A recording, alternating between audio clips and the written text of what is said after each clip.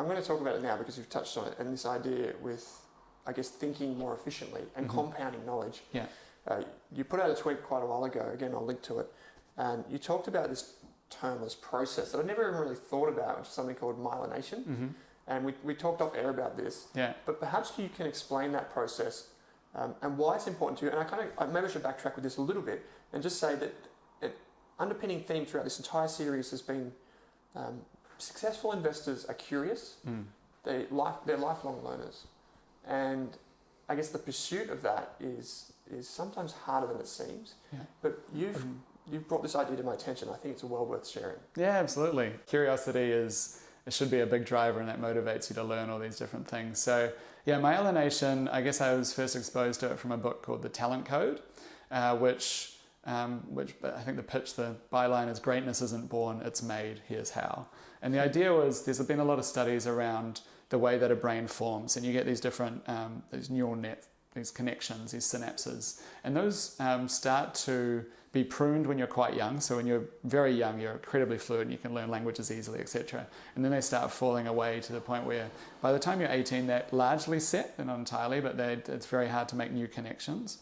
But there's this other process called myelination, which means that a particular neural pathway you might not change the networks, the roads or what have you, but you can myelinate, which is essentially insulation that wraps around that pathway and can turn it from dial-up broadband to fiber internet speed. So even though your pathway in your brain, it would be ideal if you'd done it when you were 6 years old and you have this kind, you can have this other path that's 10 times faster.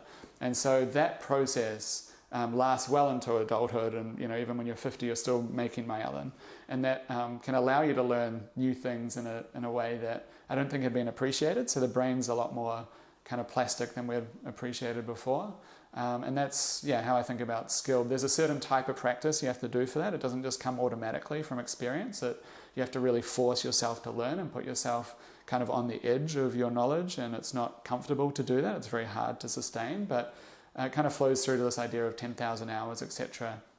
It's not 10,000 hours of just fun and playing whatever. It's 10,000 hours of trying to push yourself in that learning. And I think it's just kind of inspiring. You get a lot of people don't get into investing when they're 6 years old, right? So, but you can become very good at it and develop a lot of skill, well into your 20s, 30s, 40s. And I think it's just something that people should remember. It's a very interesting thing. Instead of just going A to B, that's what we can forge when we're young. Maybe we can go A to somewhere in between and then to B, but that we can make that pathway quicker than might otherwise be the case. I guess for you now, because you've thought a lot about this, how do you go about making that thought process more efficient? And what day to day, is there anything you do that people can take away from this podcast and think, maybe I can do that too?